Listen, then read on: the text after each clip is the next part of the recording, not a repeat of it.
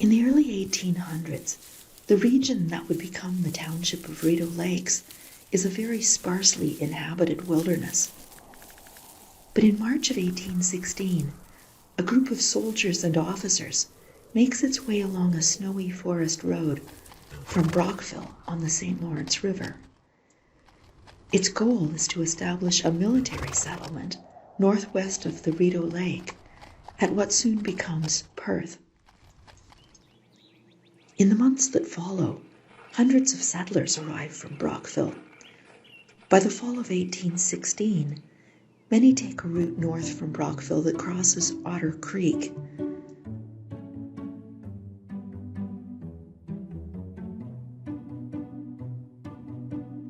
Five kilometers further, they cross a narrows on what is now Big Rideau Lake, but at the time is a very long stretch of water simply called Rideau Lake.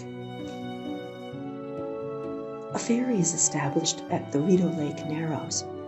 This crossing point is called Oliver's Ferry, after Captain John Oliver, the Scottish half-pay officer who runs it.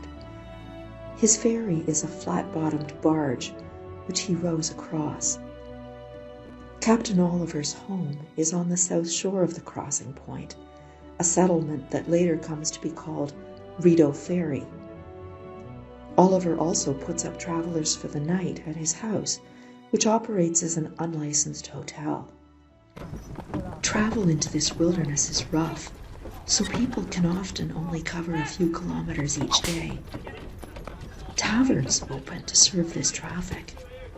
In fact, taverns are so important to rural transportation infrastructure that the government of Upper Canada funds the construction of some taverns and leases the buildings out to private innkeepers.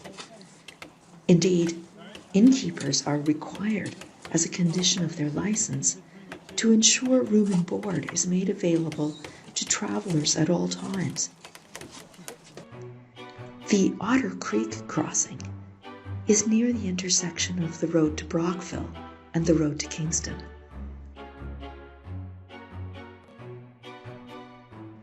This busy hub becomes Lombard's Corners, and later Lombardy. Several taverns are built here, starting with Clark Nichols Tavern, which opens with the arrival of the first settlers. Taverns in these early days of settlement are frequently little more than log cabins, often also housing the family of the innkeeper. The family performs the duties of cook, waitress, host, bartender, and maid in a space that often has no separate rooms. Food and drink might only be whiskey and salt pork. While there might be a loft above for sleeping, there is no guarantee of a stable for horses. Inside, travelers could expect to find men, women, and children, as well as some smaller farm animals. Travelers would get shelter for the night, but not much else. In 1829, John McTaggart, a Scottish engineer on the Rideau Canal, writes of temporary taverns that attract travelers using the local ice roads. These temporary taverns are often set up by farmers during their winter season, directly on the ice of frozen lakes and rivers. Sometimes they will remain too long in these inns after the thaw comes on, being greedy and not removing their quarters so long as they are catching a farthing. Floods will therefore come on, sometimes during the night, and sweep all to desolation. Whole families have thus been hurried away and drowned, and others brought out of their floating houses alive after drifting many miles down the rivers.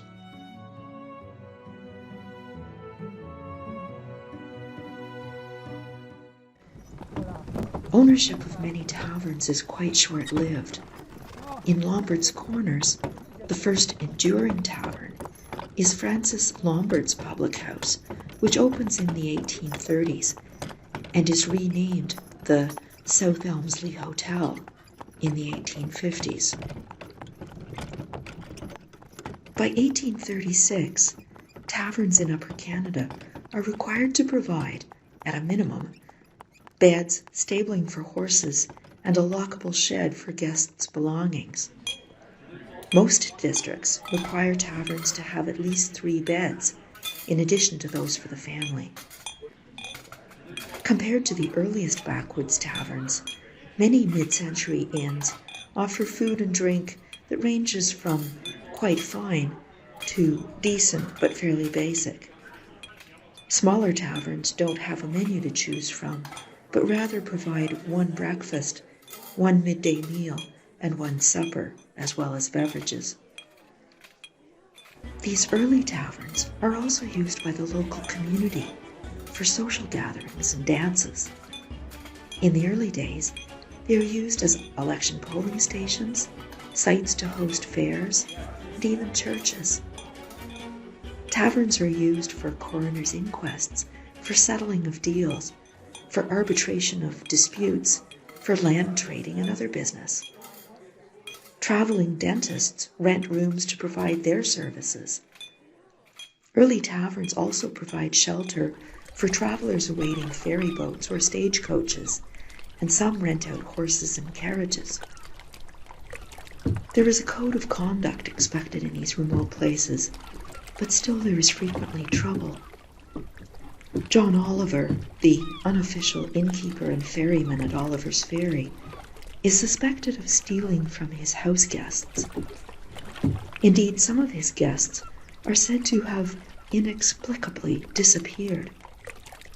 In 1822, 6 years after he sets up his business, John Oliver is shot to death. It is not clear if his death is a suicide, an accident, or a murder. Soon after, his son William Oliver holds the ferry license and opens a licensed tavern on the south side of the ferry.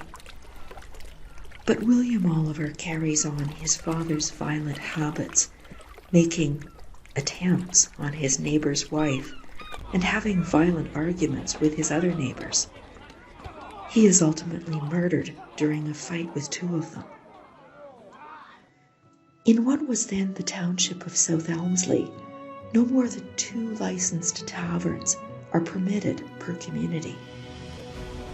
But due to lax licensing and inspection practices, Lombard's Corners sometimes has as many as 4 or even 5 taverns.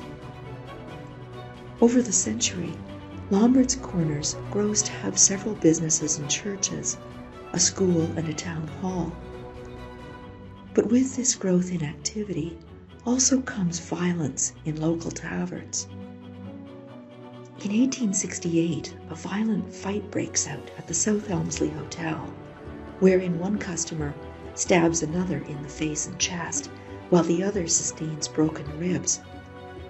Both survive, but news of the fight makes it into the Perth newspapers. Some years later, a brawl at the unlicensed Union Hotel leads the owner to sue the offenders for damages. But in the process, the owner's status as an unlicensed innkeeper results in a conviction and fine. Both these fights result in the owners leaving the tavern-keeping business. Despite some of the failings of tavern oversight, there are rules about running a tavern. One is that innkeepers are responsible for keeping order. Another, in South Elmsley, is that they are not to serve alcohol after 7 p.m. on a Saturday night.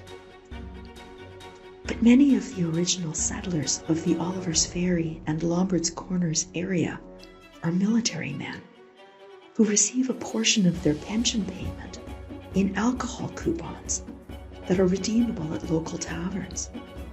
So it is not surprising the taverns are successful and that there is a lot of drinking. From the start, locally produced alcohol is cheap and low quality, with a high alcohol content.